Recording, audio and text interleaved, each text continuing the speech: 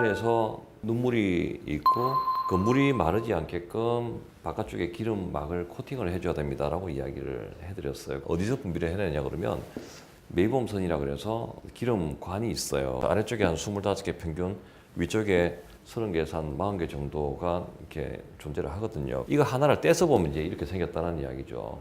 우리가 이제 금판이라고 이야기를 하는 부분들이 있는데 눈에 이렇게 만져보면 이렇게 연골처럼 뭐가 이렇게 만져지는 게 있어요. 이제 이게 금판입니다. 그 금판 안에 보면 이런 식으로 메이봄산 하나를 딱 잘라서 보면 이렇게 생겼다는 이야기죠.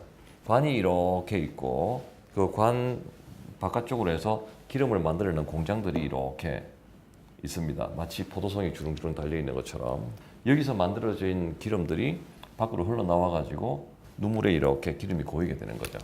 여기서는 흘러나온 기름들이 눈을 깜빡이면 눈에 코팅이 되는 이런 구조를 가지고 있는데 눈을 깜빡일 때 얘를 이렇게 눌러주는 거죠.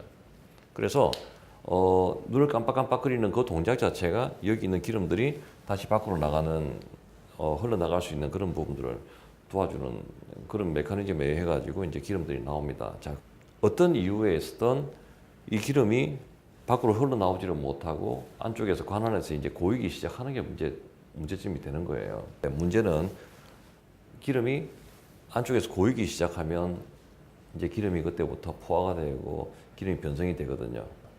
그래서 안쪽에 있는 기름들이 차게 되고 그런 정상적인 기름들이 안 나오니까 눈물을 보호를 해주는 그런 기능들 자체가 떨어지게 되고 그래서 눈물이 불안정해지고 또 여기서 이렇게 변성이 되어 있는 기름들이 눈에 흘러나오니까 눈은 오히려 보호가 되는 게 아니라 자극이 돼서 눈이 시리고 따갑고 충혈이 되고 이런 문제가 생깁니다.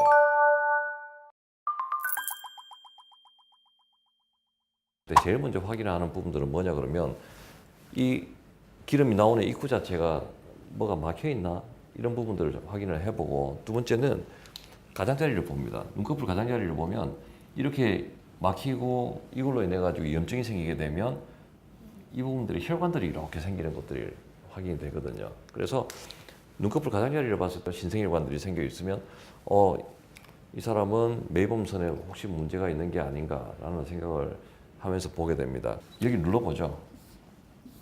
눈꺼풀을 눌러보는데 눈꺼풀을 눌러봤을 때 그래도 이 막혀있는 정도가 심하지 않은 경우에는 안쪽에 고여있던 지저분한 기름들이 이렇게 밖으로 흘러나오는 걸 확인을 해볼 수가 있어요.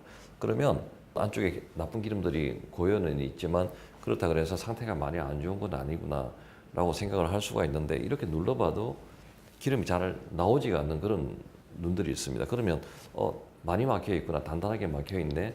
자, 그러면 뭔가를 이용을 해가지고 이 막혀있는 부분들을 뚫어줘야 되지 않을까라는 생각을 하는 거죠. 그래서 우리가 수술을 하고 나서 환자분들한테 이제 항상 이렇게 이야기를 하는 부분들이 건조증을 완화시키기 위해 가지고 눈꺼풀 청소 굉장히 중요하고 또 적어도 하루에 한 번은 온찜질을 하고 눈꺼풀 가장자리를 청소를 해 주십시오. 그래서 막혀가지고 기름이 좀 끈적끈적거리는 점성이 높은 기름이 아니라 아예 연고처럼 이렇게 단단하게 막혀버리는 상황들이 이제 벌어집니다. 이렇게.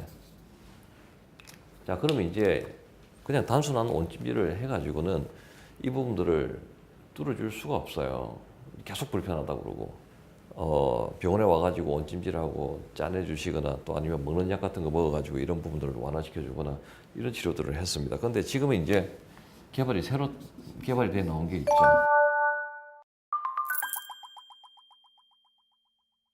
IPL이라는 치료 방법을 이용을 해가지고 완화시켜 줄 수 있는 그런 획기적인 방법이 개발이 돼 나왔습니다. 눈꺼풀이 연세가 많으신 분들 같은 경우에는 상태가 조금 더 안 좋거든요. 왜?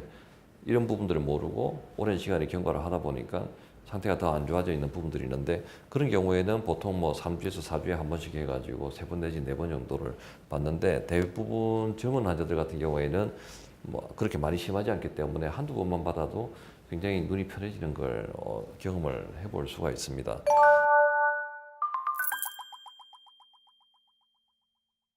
가령 눈꺼풀에 힘이 없다든지 아니면 눈을 깜빡이는 그런 동작 자체를 많이 안 하는 경우에 그래서 우리가 책이나 컴퓨터 같은 거 보면서 눈 깜빡임이 줄어들면 이 액션 자체가 줄어든다라고 보시면 됩니다. 의식을 하지 않았지만 자기도 모르게 그런 일들이 벌어지고 있기 때문에 이제 이런 것들이 불편할 경우에는 수시로 마사지를 해주는 게 좋습니다. 가령 일을 하다가도 눈꺼풀 있는 부분에 너무 세게는 하지 마시고요. 그냥 가볍게 이렇게 마사지를 하는 거죠.